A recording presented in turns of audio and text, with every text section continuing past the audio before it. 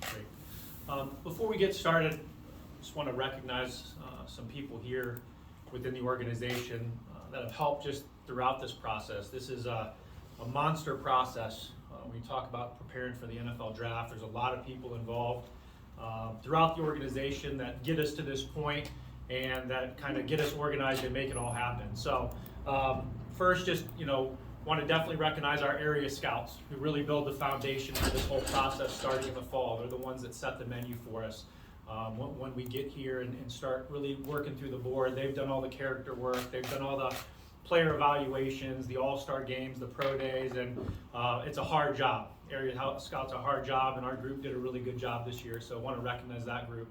Along with our national scouts and Sean Herrick, who also help kind of get the board organized for us and again do a lot of work in the fall, a lot of travel in the fall, supply us with a lot of information and background on the scouts, or excuse me, on the draftable players this year. And then our college director, Brandon Jurgen, who joined us here. He's been on the job here for a little less than a year. Just did a phenomenal job here this fall. Did a phenomenal job in terms of the scouting piece, but really even more importantly, he did a phenomenal job in terms of the teaching piece and the education piece, and really helping our scouts continue to work to get onto the same page, continue to learn our system, and continue to evolve as scouts. And so, really appreciative of that. Our pro scouting department, who's also involved in the draft process, with their focus really being on team needs and kind of studying the league and having an idea of what some of the the league trends are, team trends are amongst the other teams in the league. So we're glad for their support. Our director of scouting administration, John Barnett, who's been with us for a little less than a year, just does all things relative to coordinating travel for us. This is Hondo Carpenter, publisher of Sports Illustrated. That's a fine. Radar Maven. Sorry, Dave. I'm so sorry. Players to ever put on Sorry, Dave. 25 push-ups at the end. Can we tweet that? Yep. You can tweet that. 25 push-ups. All right, we'll see that at the end here. You cut my John Barnett soliloquy short. Sorry, John. I'm sorry, Dave. I'm so sorry. Our operations department here, phenomenal job also helping organize all the visits. Again, all the 30 visits and how that process moves throughout our building, which is, again, very valuable for us. Our trainers, our strength and conditioning staff, our player development staff, all involved in helping us through the evaluation process when we bring prospects here on site. Our nutrition, cafeteria, again, all put in overtime work as we're having people come in and out of the building throughout the month for our 30 visits and those types of things. And then our families. There's a lot of sacrifice that our families go through throughout the fall, especially with our college guys being on the road, but also all our in-house people, my family included, Cam, Gigi, Asher. They want to make sure I mention their name here in front of the audience. They've been helping me. Cam has a lot of draft opinions on what we're going to do here this year as a 7-year-old. So I gotta fight him down just like I gotta fight you guys down. He wants to know who we're picking, where are we going, are we going to stay on the defensive side of the ball, some of the same stuff you'll be asking today. So, but just really proud, really impressed, and excited about the group of people that we have working here. We're still developing a cohesiveness as a team as we're evolving in the first year together, and really excited on where it's going. So that's all I have. I'll turn it over to you all to answer questions. We'll make Hondo go last. He disrupted this thing. Dave, as you do kind of wrap this process up and you get ready for Thursday, you got 12 picks. A lot of those are at the top of every round.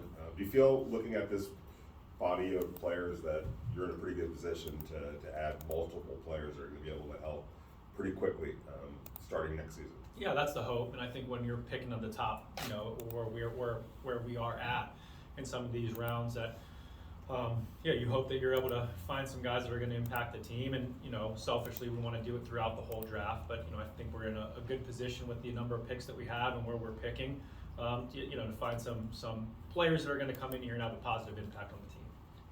Dave, I'm sure that as the draft progresses through each round, it dictates what you were able to do, changes your strategy, right? But looking at it right now, there's no changes. It's status quo. what is the priority, what is the direction you wanna go when you're looking at the 7th pick, you're not trading up, you're not, Yep. where you're at, where's the Raiders' priority? Yeah, I think the priority is finding someone that's gonna have an impact. You know, you wanna find a starting level player at that spot. There's no doubt about that. And I think along with that, you wanna find a player that fits, hopefully fits a need that you have, right? I mean, we're gonna look at the best available players, but we also have a lot of places on this team where we can add competition and we can add people that can help our roster. And we wanna find a player that fits what we look for in a Raiders player. We wanna find someone that has a passion for football. We wanna find someone that, is someone that has some upside, that has some explosiveness to their game, that can impact the game in a positive way, and that's going to fit our organization, I'd say, and have a positive impact on the organization as a person too. So those are some of the things that we'll be dialed in on. With that being said, what's the process like? Because we all do the mock drafts and we all have different opinions, and it always plays out differently. How many times do you guys run through it, like just a trial run, just to see how it shakes out? And well, if this happens, then this is how we can react. Who have you selected? Many different players. Yeah. Many. Yeah, that's a kind of when we're going through our draft meetings. We just finished up about 15 straight days of draft meetings. Those conversations are fluid as you're going through the board, you're going through different positions, you're looking back at the order of the draft and how things will fall from a strategic standpoint. And so it's I wouldn't say it's as much for us as like we're going to structure it this one day and we're going to work through a mock process. Some people do that. Ours is really fluid. I just came down from a conversation in that regard. And so it happens as you're going through the board and you're going through the positions and you start to look at the board, I'd say from a horizontal nature, you start to have those things start to pop up organically. And you have a lot of those conversations. Is there an inherent pressure? Do you feel pressure to get it right? Yes. I want to get 12 contributing players, and so we put that pressure on ourselves, and I put that pressure on myself, and Josh puts the pressure on himself, and just as a scouting department, we feel that pressure in a good way, because I think that pressure drives you. It drives you when you're meeting for 15 straight days. There's a monotony that can that you could let grow in, but I think that pressure, that motivation to get it right, that motivation to improve the team, that's the pressure that keeps us keeps us pushing and keeps us focused and dialed in. You guys brought Jimmy Garoppolo in. Does that lessen any urgency that you might have at the top of the draft to bring in a quarterback? Not necessarily. I think that anytime you can find a young player at that position that's going to have an impact on your team, you have to keep an open mind to that. Of course, we're excited to have Jimmy, and having Jimmy does supply us with a very high quality starting player at the position, and so we feel comfortable with that. But I think to close that door, and just say that that's not something you would do because of X, Y, and Z, that's not the business that we're in. Dave, last year in the draft, you invested your first pick in the draft on an interior swing offensive lineman. Fast forward today, sitting at number 7, you could potentially draft another offensive lineman that's very versatile, Peter Skoronski. Can you just talk about, without diving too much into evaluation versus evaluation on what he brings to the table, but what you look for in the NFL traits when it comes to evaluating offensive line and in that aspect? Sure. Well, when you talk about Skoronski and then you talk about Dylan, you're talking about two players that have multi-position versatility, and we've talked about the value of that versatility. You only get so many players that you can take to the game, and so having players that can do different things and fill different spots, that increases a player's value. While he's played left tackle at Northwestern, you see a player that can play tackle. You see a player that has a play style that could go in and play guard too. And so so that's attractive about him. Offensive lineman, intelligence is important. Versatility is important. I also think, like, just in general, the ability to pass protect. And run blocking is important too. But I think you have to have a certain skill set to be able to be a solid pass protector in the NFL from an athletic standpoint. And so I think that's an important trait when you're differentiating between guys is some of the ability to pass protect. Dave, you're a week out from the draft, and I'm curious, is all the hay in the barn? Are you still evaluating? Can there be paralysis by analysis? Where do you sit? What's your philosophy? Yeah, still working. Yep, and we'll work up until the day of the draft. And so I wouldn't say it's it's not necessarily a paralysis by analysis type of thing. It's not, hey, let's watch 4 more games on this specific player. It's more at this point, we have the board in some pockets, and there's some groups of players at different parts of the board. So it might be, hey, let's take a look at these 3 players or these 4 players, dive back into it. Let's look at maybe these specific traits that we're looking for that we maybe had a difference of opinion on, and those types of things. So it's more of I'd say a quality control check in a focused manner at this point, rather than just kind of like, hey, let's watch all 6 games again type of thing. That's not really where we're at this point. So we're getting closer, but we'll keep kind of putting in some work here all the way up until we're ready to go on Thursday. Dave, I know in the past you've talked about when you first came in the league, you were scouting cornerbacks, and I know early in the offseason you said that you felt like the secondary might be the deepest position in the draft. How much fun or just how much enjoyment have you taken in evaluating these cornerbacks and these defensive backs in this draft class? A lot. I enjoy it. Just the athletic component of playing that position, I think is always there's is fun to watch for me, and seeing how different guys play, different matchups. In college it's a little bit different because everybody plays in a different conference. Everybody sees a different set of receivers. It's not like in the NFL where week in and week out you're seeing a number 1 or your number 2. And so it makes it a little bit more difficult. You have to be really focused in on the level of competition. But yeah, I always enjoy it. They come in different shapes, different sizes. You have guys that can only play mostly on the perimeter, guys that can play inside and outside, more man guys, more zone guys. So I always think it's fun just putting those pieces together of the puzzle and seeing which of those types of players are going to ultimately fit best for our system. Dave, you guys hosted several quarterbacks on visits. Yep. Obviously, Jimmy's going to be your starter this year, barring injury. Do you feel like you guys are in a situation where you can, be comfortable taking a player that probably isn't going to be able to play right away? Yeah, I do, and I think it goes back just to the value of the position, and I think. And so I think that's important. I think doing your due diligence on all those guys is important too. And I don't know. Obviously, we're in a position where there's a lot of quarterbacks. At the beginning of this process, you could say, "Hey, you don't know how it's going to fall." There's 4, 5, 6 guys that we're going to do work on, and that could fall to us or be there at 7. And so we did our due diligence because of that. But I also think, the value of that position and having a young guy. That can come in and play and contribute. We've seen where those contracts have gone on quarterbacks too. So there's obviously an advantage of having someone on a rookie quarterback on a rookie contract in terms of roster construction and those types of things. And so, like I mentioned at the beginning, I think just closing that door is irresponsible to do that. What have you learned about Jalen Carter in this process? Do you believe it's a more complicated issue for the Raiders than it would be for another team? No, I don't think so. For me, it's not, Adam, in terms of more complicated. I think, looking at Jalen, we looked at Jalen like every other player that's in the draft and doing our due diligence on all aspect of the player, from football learning, from practice habits, from the personal side of things, on the field, off the field, how people interact, how they interact with people, how they treat people, their experience at the pro day, combine, all of those different aspects.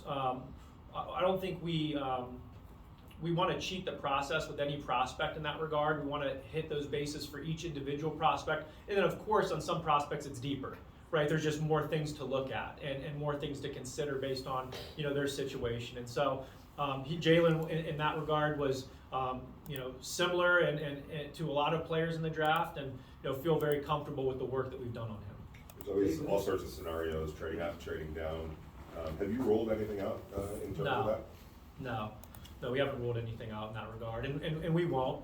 And whether that's for pick number 7 or if that's pick 100, we'll take every pick individually, assess the situation, what makes most sense for us, instead of in terms of staying firm and picking or moving up or moving back. And so that's kind of philosophically that's how we operate. When you're talking about that first round, sorry about that.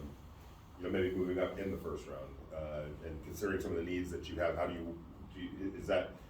does one outweigh the other in terms of what you have to give up? Yeah, and I think that's what you have to weigh, and you have to understand that in that situation, just the landscape of the first round, and there's a lot that goes into that. Understanding the gap between, the second-rated corner on your board, or the second-rate defensive tackle versus the fourth defensive tackle, or the second tight end on the board versus the third tight end on the board. What's that gap in terms of skill? What's that gap in terms of where you think you could potentially draft that player?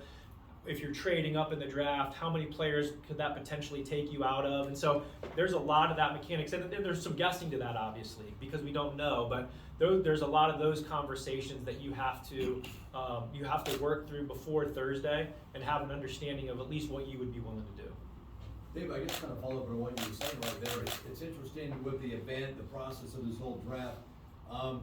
Is there ever a tendency to try to outthink the room? Hey, I know this guy's going to do this. I think this guy, where it could be maybe dangerous or not advisable or something, where you try to be smarter than you really should be? In terms of what other teams may do? Yeah. Yeah, I think you can. You can overthink some things, and because there is a level of guesstimation in regards to what people are in their building are thinking, you know, and how they view their own roster too. You know, you may feel like a team's strong at a certain spot on their roster, or like the totality of one position, the running back position, or whatever it may be, and they don't feel that comfortable. And so you can overthink and kind of guess yourself into maybe a decision that isn't the right decision at that time. And so that's why you have to take all of that with a grain of salt. And we try to do our own work in-house. You know, we spend a lot of time on team needs. Our pro department does an excellent job, you know, led by Dwayne Joseph, in terms of really studying the teams. That's something they do all year round, is study not only what their needs are, but what their draft philosophies are, what they've done leading up to the draft and things like that, to try to have his best educated guess on what those different teams may do. But you can't outthink yourself, there's no doubt about it, and you have to be smart in that way. Dave, a lot of general managers, best player available, who I'm taking. Other guys say, hey, if I'm full at that position, I'll slide. What is the Dave Ziegler mentality of drafting? Yeah, I think we talked about it last year. We're focused on taking the best player available. I think where our roster's at, and our want to improve competition at every position, and that leaves us open to that. Now, I would also say, and I would caveat that by saying, when you talk about best available player, there's a lot of different things that encompass that. It's not just tape. Mm-hmm. And so it's the best fit for the Raiders.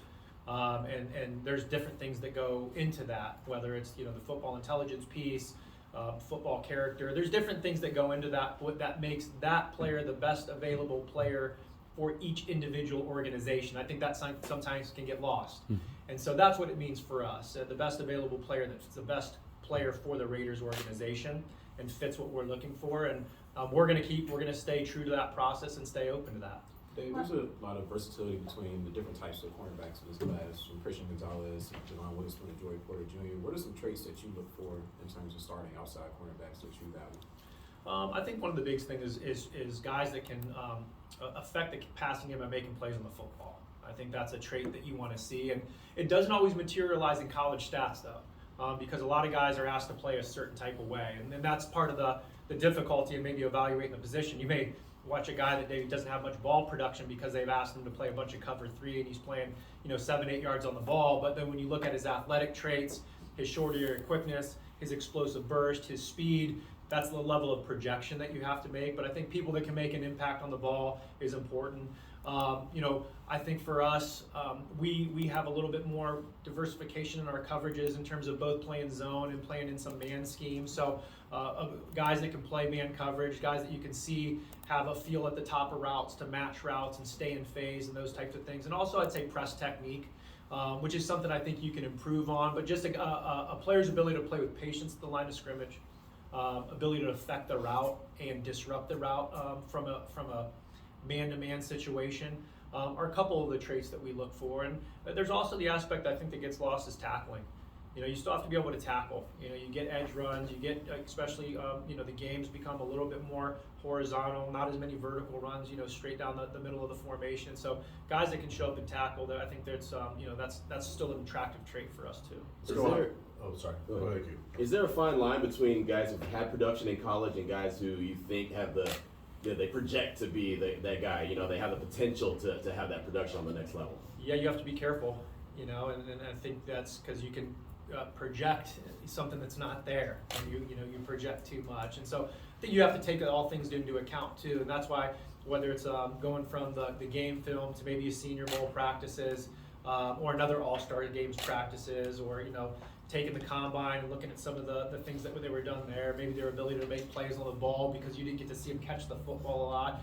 So you just take all those puzzle pieces that are made available to you to help in that projection, but I think it's something you still have to be careful with. Let's go Heidi, Cassie, Chris, and Willie. I was just curious for you in your second year as a general manager now after last year's draft, just how much difference there is for you in the process of going through this, or how much more comfortable are you this year in that from last year to this year? Definitely more comfort. Anytime you're the first year on the job, there's a lot of different things to get used to. Last year was the first time I had worked with our group going through this process, and now we're kind of in year 2. So you have a little bit of a better understanding. The guys have a little bit of a better understanding of what we're looking for. So there was less teaching going on, more just getting into the nuts and bolts of the film, the nuts and bolts of the evaluation process. Many more people speaking the same language and things of that nature. And so that all has led to just a more comfortable, I'd say, clear, fluid process for us. And again, the results, it doesn't guarantee any results, but we definitely feel confident in what we've done, and I feel confident in the group that we have, and the level of comfort's high. Hey Dave, I'm just wondering how often, or you say your son, right, even tries to give you some of his draft picks. I'm wondering how often do guys on the current roster try to vie for their former teammates and just kind of get your ear on them? And then vice versa, how often do you go to your current players to get more insight on maybe somebody that you're interested in, to just get a different sort of perspective on that player? Yeah, to answer the second question, that's definitely a resource we utilize. Guys that are on our team, currently on our roster, that have played with different guys in the draft, those are conversations we're going to have during the process that we have had also. And so, yeah, it's a valuable resource because they've been with those players in a more detailed way than we have. They've seen them practice. They've seen some guys grow, throughout their time that they spent with them in college. And so definitely a lot of value in that. In terms of the players' opinions, they're all pretty, there's some that are a little bit more play scout a little bit more than others. And they're generally pretty sly about it. They're not overly overt. It's more like, hey, what did you think about so-and-so at, whatever school, South Carolina? Hey, did you watch him? Did you visit him? Yeah, I played with him, and so there's more of that interjection from certain scouts that are on our 50, now our 90-man roster than others. But at the same time, keep an open mind, keep an open ear, and take it with a grain of salt. Yeah, there seems to be a pretty impressive class of tight ends, and I was just curious what your thoughts are of the two local kids that played high school ball, that Dalton Kincaid and Darnell Washington. It might be going too deep in the weeds to have you answer that, but have you looked at these two guys, and what are their traits? Yeah, two good football players. Again, two local people that have went into the college, went to good football programs too, and had success at two good football programs, which says a lot in itself. To go to Georgia and go to Utah and earn starting roles and be highly productive players at those two schools says a lot about those two players. Different styles of players. Obviously, Darnell's a much bigger, longer, has size to kind of be a force in line as a point of attack blocker, and he also has size and length as a receiver. And I would say Dalton, obviously his strength has been in the passing game, and has been really productive as a route runner, and being able to get open at different levels of the field, and still developing as a run blocker. They didn't ask him to run block a lot, but he has a willingness to do that. And so, yeah, two impressive kids that have had great college careers that look like they have a chance of being really productive NFL players also. Dave, you answered Vinny and to Sean's questions about quarterbacks and saying you're not going to close the door. You have to sort of just wait it out, see if any of those guys happen to drop. And when I asked you about priority, he gave you some characteristics. Guys that can come in and start, compete, and character. Are you open to that? Means that if the right guy drops, does that mean that Jimmy G could have some competition? Yeah, I think we're open to having competition at the quarterback position and every other position on the roster. I think that we're never going to close the door on that. Just philosophically, the way that Josh and I believe that we're going to build this roster is we're going to, any opportunity that we have a chance to improve the competition, and if that means it's at the quarterback position and there's a competition there, we think that brings out the best of our players. And so I think that's why we wouldn't close the door on, I talked about some of the different reasons we wouldn't close the door on that specific position, but I don't think we'd ever look at it, necessarily and say, hey, just because this one player is here at this position, that we have to cancel ourselves out of, drafting another high-level player at any position on the roster. We're gonna do 3 more. We'll go Ed, Vinny, and then Adam. I assume last year you and Josh are on the same page for most things, and those times you might not be. I assume you have the final say. Can you take us through something like that if you're just not on a page with whether you're scouts or Josh and how those conversations go? Yeah, well, I'd say just through our process of how we work up to Thursday, Josh and I, spend a lot of time, the last kind of week leading up to the draft, ironing out those different things. And so we won't have a situation where we're actually in the draft room and a pick is there and we're on 2 different pages. We'll have ironed all those things out prior to getting to that point. And so, there'll be some debates to get to that point on certain things, but we'll work through all that throughout, by the time we get to the draft, we'll be ready to go. 2 things. There's been a lot of talk about this S2 test. Is that a tool that you feel is valuable and one that you guys utilize? And then also, you started your off-season program on Monday. Josh Jacobs isn't here, hasn't signed his franchise tag. Any concern with that, or do you feel like there's a path available for you guys to find common ground and work something out? Yeah, in terms of the S2 cognition test, we're familiar with it. It's not something that we currently utilize here. We use a lot of different other available tools for us evaluating quarterbacks and other positions, different psychological tests, things of that nature that we value.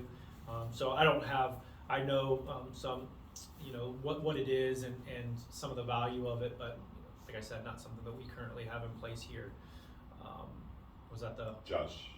Oh, and in terms of Josh, like you said, yeah, he hadn't signed the tender yet, so obviously he's not allowed to, be by NFL rules, be here for this portion of the all-season program. But we're going to continue to work, through that situation. And as I've mentioned before, I'm not going to really do the contract negotiation and those types of things in the public eye. I just don't think that's responsible to do or fair to do for any of the parties involved. And so we'll just keep working through that process and see where it goes. I was going to ask about Josh, but I think maybe on a more general level, do you think the running back scale needs to be looked at in a certain way? Like, it seems like smart teams are not guaranteeing long-term contracts to running backs because that's probably the smart thing to do, but running backs are, have a short shelf life, they go through this grind. Like, do you think that needs to be looked at some point? Looked at in terms of the pay scale, I guess, in terms of maybe getting them paid sooner or something along those lines, not affecting the cap as much for running backs? Like, that's above my, that's not, those aren't the weeds that I want to get into right now. I would just say this, in terms of the running back position, obviously it's a physical position to play, and it's one of the more physical positions to play in football. Those guys take a lot of hits. They're often carry the ball and touch the ball more than other skill players and things like that. And so it's a tough position to play. And in terms of getting into the the pay scale and what it could be or should be, I'll leave that one alone. All right, with that, we'll wrap it up. Thank you, guys. Thank you. Thanks, David.